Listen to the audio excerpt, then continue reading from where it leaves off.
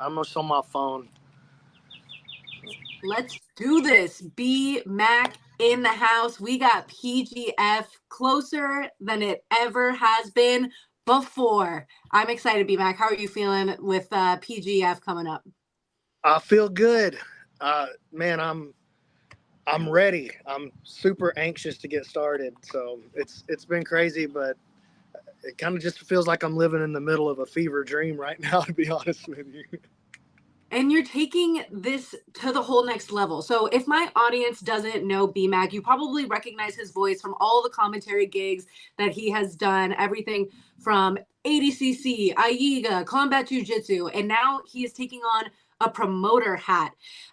So it's definitely a lot of hats that you're wearing. A little bit about your background is you're a 10th Planet black belt, very close relationship with Eddie Bravo, and you were the first guy to bring the 10th Planet system in the southeastern area of the United States. So with all that, what made you want to take the promoter hat on as well? You have so many other things going on. I'm crazy. I don't know. I just got mental problems. That's probably the real answer. But it's a good problem to have, as long as it's productive. yeah. Well, it started with trying to find more matches more consistently for our local guys, for our local athletes at the gym. You know, we looked at the idea of how wrestling runs their seasons, how really every sport runs their seasons. But we were looking specifically at wrestling. Like, if you're a wrestler, you're going to have multiple matches in a course of a season. I mean, you're going to be on the mat a ton of times.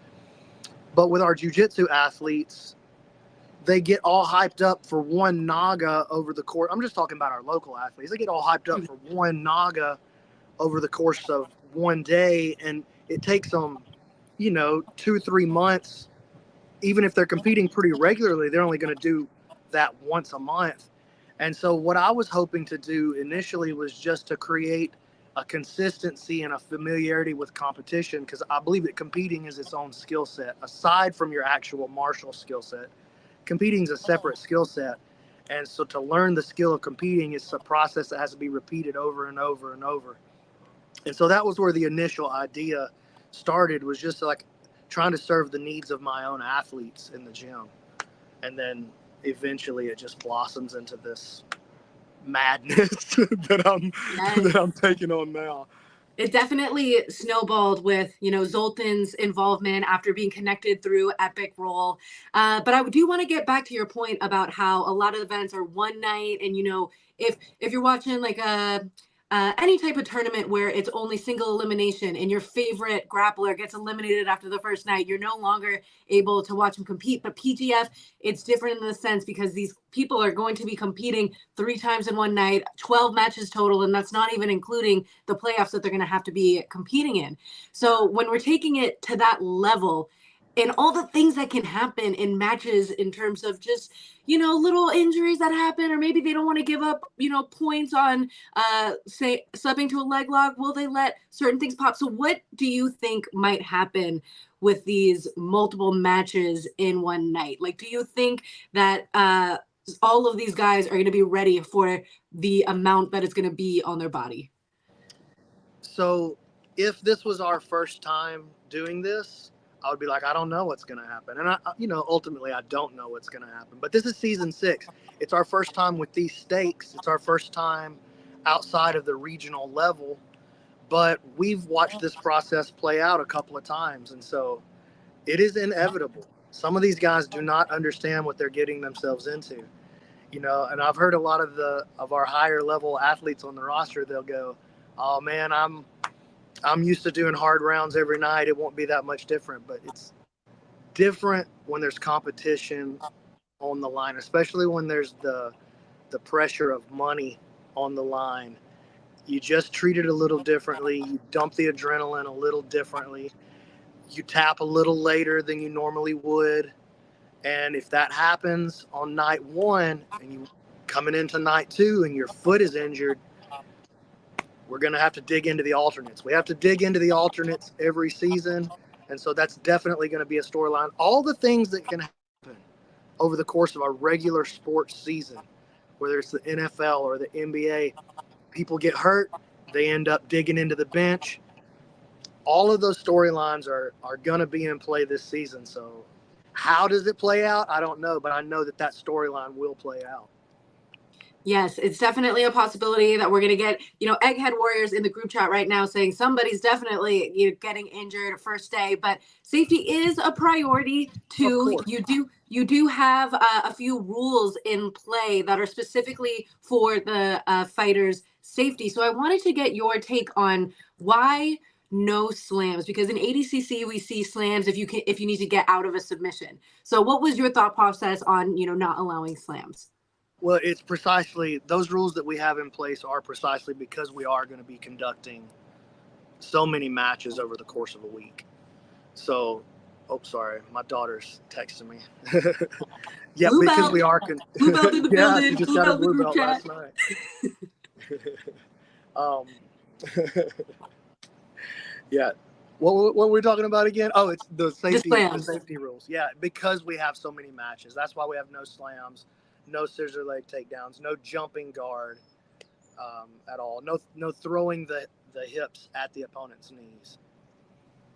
I like that. I think for the longevity's sake and how many matches that they have, that makes a lot of sense. And we definitely have seen some crazy slams go viral. So good. Hey, listen, good I'm a guy who likes slams now. Don't get me wrong. And I see a lot of value in the scissor leg takedown as well. But just because of the way we're playing this thing, it doesn't have a place in the game that we've constructed. And when we look at the teams going in, I know we have legendary coaches as well, but we also have some very popular brands that we're aligning with. We have X Marshall, Epic Roll, who has definitely been part of the PGF story for a while, First Form, and Monster. So can you tell us a little bit about what the PGF had in mind when they were aligning with these brands to, be the names on these teams? Well, so the biggest, craziest name on that list that we've never seen associated with jiu-jitsu before, First Form and Monster. Obviously, X Marshall and Epic Roll, they've been involved with the PGF already. People kind of expected that those two teams were going to be in place, and their jiu-jitsu brands, it's just a natural fit. But First Form and Monster coming to the table, these are giant companies that have never really been involved in jiu-jitsu before, and it's the connections with Grace Gracie and Zoltan Bathory that make that a possibility. Zoe has been sponsored by Monster Energy for 19 years. You know what I mean? And so he brings that to the table, and he's going to be there representing with that Monster Energy team. So he's bringing them in on his back. Guy's been a rock star at the top of the game for 20 years. He's had Monster right there beside him every step of the way. And so they're stepping into this position with him too. And we're excited. I mean, we're super excited about that, man. That's crazy to me. It's like a giant honor to have all four of those teams. I've got personal relationships with X Marshall and Epic. And so obviously I'm honored to have those guys on. They're friends of mine. But to bring in these giant companies that are really dipping their toes into jiu-jitsu it's a big deal. And it's a big deal moving forward for the future of the PGF and the sport as a whole, I think. I think so. And it kind of reminds me of the old days where UFC fighters would be wearing certain brands on their shorts and stuff. So it's kind of giving that look and that vibe, which I really like. And also, of course, the involvement of Zoe is so pivotal. When we look at his involvement, I heard on the podcast that you did with Tim asked okay, we have 6 figures now, but in the future, could we ever be looking at 7 figures? And, that wasn't oh no, that's never happening for us. So, what is it about the sport of jiu-jitsu and where we're at today that gives you the confidence to be that is a very feasible possibility that we could do? It's close. It's nearer than we think. I think it's way nearer than we think. The narrative is that there's no money in jiu-jitsu. And I think that narrative has been true for a long time. But I don't think that narrative, I think we're right at the edge of breaking that narrative and moving into a new age for the sport of jiu-jitsu. And what we're trying to do is lead that charge. So yeah, we want to have something that's not just like, I'm not just putting on PGF season 6. You know what I mean? Like, I want to build something that's beautiful for our whole sport and that creates legacy that's still around when I'm long gone. So that like us and the next generation of jiu-jitsu players and then the generation that comes after that can all have something really beautiful. So that's really what I'm up to. And part of that mission is doing like increasing the pay, but that's just part of the mission. The real mission is to leave legacy and to leave something great for jiu-jitsu when I'm gone. Yes, the legacy is definitely a huge part of it. And then also, I agree with you in the sense that I think the uptick in pay for jujitsu is closer than we think, because I'm starting to Well, it's really already notice happening. that it's Yeah, already it's happening. already happening. Like, I get to be involved in all of the biggest promotions and events in jiu-jitsu. I'm there at ADCC behind the scenes. I'm there at Combat Jiu-Jitsu, at EBI. I've done work for Flow Grappling. I've done, my own promotion. I'm with UFC. I'm doing all the UFC Fight Pass events. So I'm behind the scenes on all of this stuff. So I know from firsthand knowledge that the scene is changing. Like, it's not what it once was, and it's not what it's gonna be. But there's a big divide that's obvious now because of I just know that because of the conversations that I get to have. And so I'm eager to lead that conversation. And even as like an outsider looking in, I can just tell that some of the people getting involved in jujitsu are starting to be some of the most intelligent people, like Tai Lopez, such a big entrepreneur. You have obviously, Elon Musk. Some of these really big people who are invested in different things, they just have to find the passion for it and get so addicted that they're willing to invest as well. So it's very cool to be able to actually witness this stuff happen, because the UFC started in 1998. I was born in 1998, so I missed all the origins of it. But I feel like I'm getting to witness in real time all of this go down. So it's awesome to be a part of it. And by the way, thank you for letting me be a part of it. It's been Oh, so dude, are fun. you kidding? I feel like you've been a huge asset for us. I feel, Thank honestly, I you. feel honored and blessed to have you be a part of it. I feel like you make the whole thing jump up quite a few levels. So I appreciate you being so professional and being so interested and invested in what we're doing. So it's an honor for me to have you be a part of it. It's a passion project for sure. And being able to align with not only you, Zoe, but also Grace Gracie, someone who's doing this, who wants to continue on her family legacy. And, I just think their story is so beautiful. And I know that you're a 10th Planet guy, but when you think about the Gracie legacy and what Gracie Jiu Jitsu stands for, how would you describe that? I mean, none of us would be doing this if it wasn't for the Gracie family and the Gracie name and the Gracie legacy.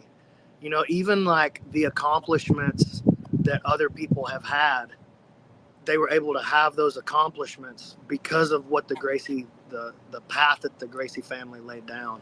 So to have Grace involved, and me and Zoe end up getting all the credit, it seems like, but I'm telling you, she's crucial to this process, dude. Like, a lot of the coolest things that you've seen announced and talked about for the PGF this season, those are things that she helped bring to the table. So she's awesome. She's really wonderful. I feel really lucky to have her on board and to have her like excited about this. Like Hajar Gracie, he comes to the table because Grace brings him to the table. You know what I'm saying? Keegan Machado comes to the table because Grace brings him to the table. And a lot of the other things that she's doing behind the scenes to make all of this possible, she's honestly like one of the most invaluable pieces of the puzzle. Like, there's no replacing her. She's fun. She's phenomenal. And I love her too. She cracks me up. She's the best. She is a boss. She is someone that I want to Dude, get a she's a lift boss with, for because sure. she is like ripped. I'm like, I need to get on your level. And just her entrepreneurial mindset is great. And obviously, so much has been done at the HQ for PGF. Now we're located in the fight capital of the world. So everything is just so legitimized in that sense. So how important do you think it is that we're going to get all the fighters in Las Vegas, feeling the energy of Las Vegas, for them to be competing for $100,000 plus 20K in the playoffs?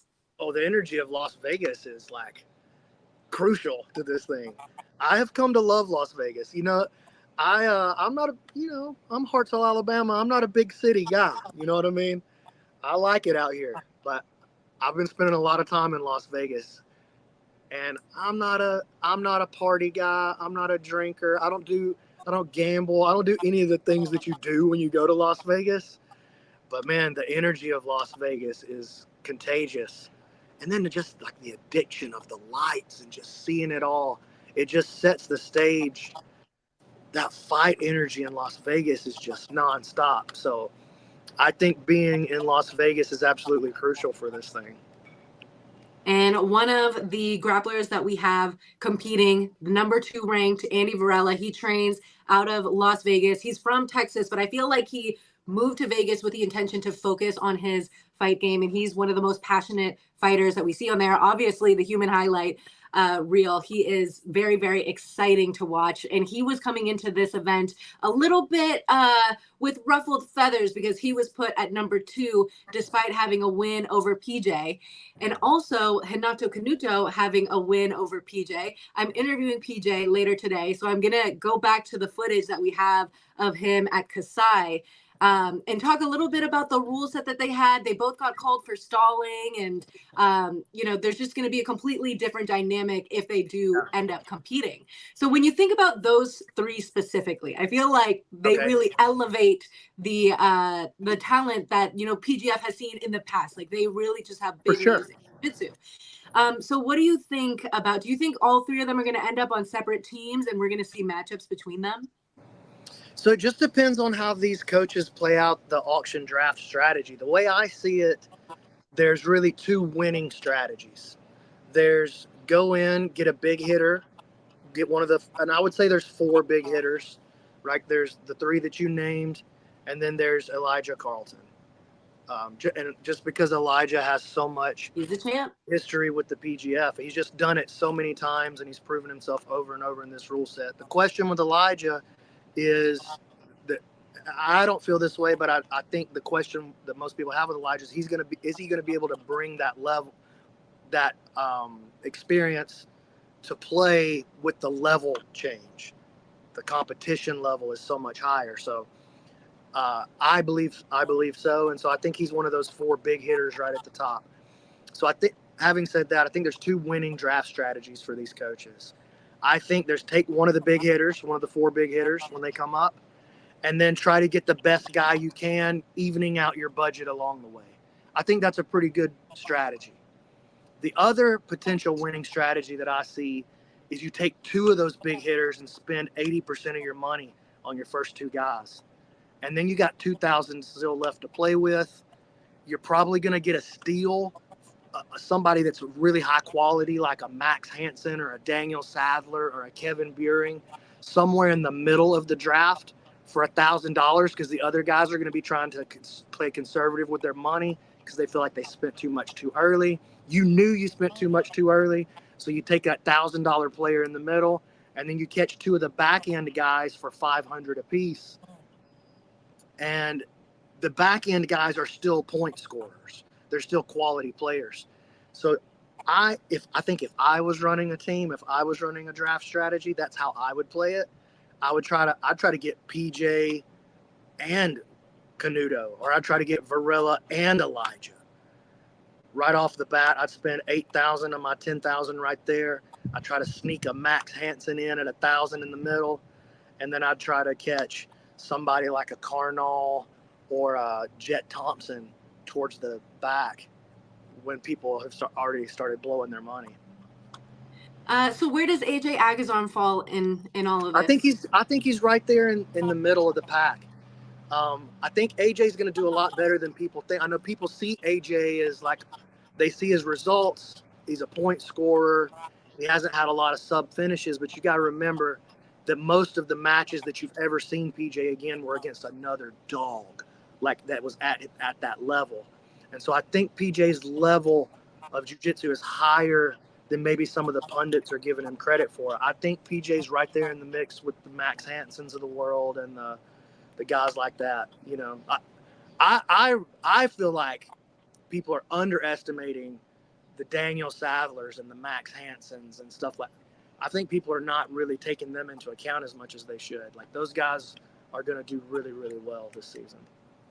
Yeah, I mean, And I think Jamie Carnall, people are sleeping on Jamie Carnall just a little bit too, because he came out of the qualifiers. Not anyone that watched the qualifiers, though. People Dude. are like hip to Jamie Carnall now. Yeah. We have someone in the group chat that's talking about the fantasy league. We did post on the PGF a quick little segment. I do want to play that just so everyone's familiar with what's going on there. You like fantasy sports? Do you like jiu-jitsu? Good news. The Professional Grappling Federation, PGF World, has a jiu-jitsu fantasy league, and it's totally free to play. And I'm doing $1,000 in cash prizes to the people who play the fantasy. Just go to the link in my bio, or you can go to www.pgf.world, scroll to the bottom of the page, and there's a link to play the fantasy for PGF for free. And there you have it. Everything that you love about sports plus jiu-jitsu. So when did this fantasy league idea come about, and what about it this season makes it so special? We've done it every season of the PGF. The fantasy league was part of the structure when we built the PGF. So we've done it every time. You know, the only thing I don't like about that video is I was wearing the same clothes because I just cut it earlier today. Now I look like a goober, you know? Yeah, now it just looks like you don't do laundry. It's just a mess. I know. Now, the fantasy league, we've always done the fantasy league. To me, that's part of sports. Like, if you watch ball sports, that's part of it. And that's one of the most addictive and fun parts. And honestly, that's the fantasy league has kind of been like the secret sauce of what's made people like get so excited about the PGF. You know, we've always had local regional athletes until this season, with a few exceptions. You know, Fedor coming in from Russia last year, that was not very local or regional to Alabama. But, you know. Fedor's always down, anytime, anywhere. I know. Combat jiu-jitsu, wherever you want him. I know. I love Fedor a whole lot. I got an extra alternate because, you know, Kitchik got injured. And so Matt Elkin stepped in. Now I'm short an alternate. So I got a call out to Fedor to try to get him in there, because I would really like it if he could come over and just be a part of it. But we'll see what happens. We're short one alternate right now. I had a few people in LA saying like, hey, do they still need alternates for this? And I was just like, just hit up BMAC. So I'm sure that with that prize money, a lot of people are going to be, you know, volunteering as tribute to be an alternate. I need one more. Slide it in my DMs.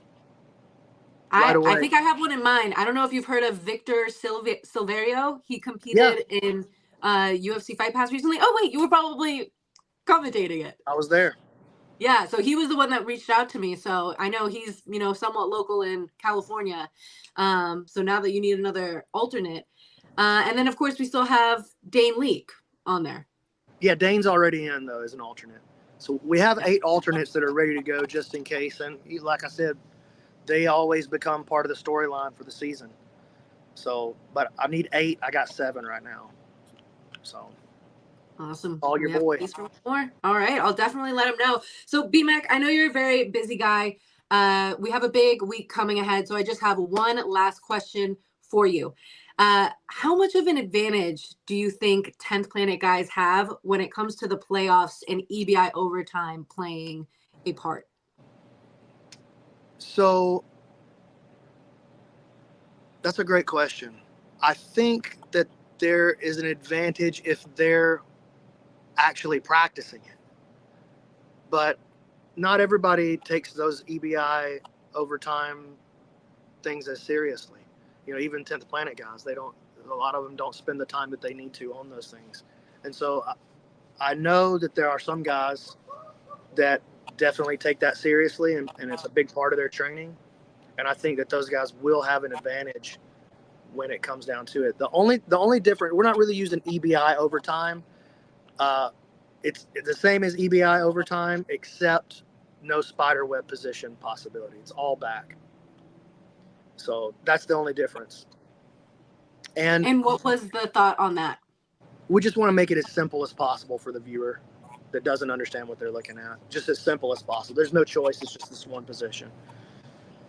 Um, well, I was just about to say something else and I forgot what it was. I'm not very smart. I apologize for that. It was probably about EBI or Oh yeah, people. it was. With the stalling rules, even in the playoffs, there's a possibility that it doesn't go to EBI overtime. So if you get 3 stalling calls during the match and then it ends up going to a draw, we don't go to the draw. We go to the guy with the least penalties in that case. And if it goes 5 penalties in a match, we just end the match right there. Like, we want offense. You know what I'm saying? All professional sports are geared towards offense. When the NBA changes a rule, they change it to favor the offense. When the NFL changes a rule, they change it to favor the offense. Our rules favor the offense. If there's a question about it, we're going to go with the offensive guy. So do not get out there and stall. There's just no room for it in the PGF. When I think back to, I think it was UFC Fight Pass 6, I remember there was a little bit more of an intense pressure for stalling, and the ref was super, super involved. Would you say it'll be to that level? Or, you know, we still have the 20-second shot clock. But I do remember that there were a lot of people that were like, even Gordon Ryan was just like, I felt like there was even too much involvement. And usually I'm the one that's complaining about stalling. So what do you predict for that? Well, what we have is a 20-second shot clock. And it's not a 20-second get a technique off clock. It's 20 seconds to get going. So if you're on the feet and nothing is happening, nobody's making any meaningful engagement, you don't have to get the guy to the ground in 20 seconds. You have to get offensive and meaningful in 20 seconds. So if there's a shot, if you get in on a single leg and it doesn't work out, the shot clock reset anyway.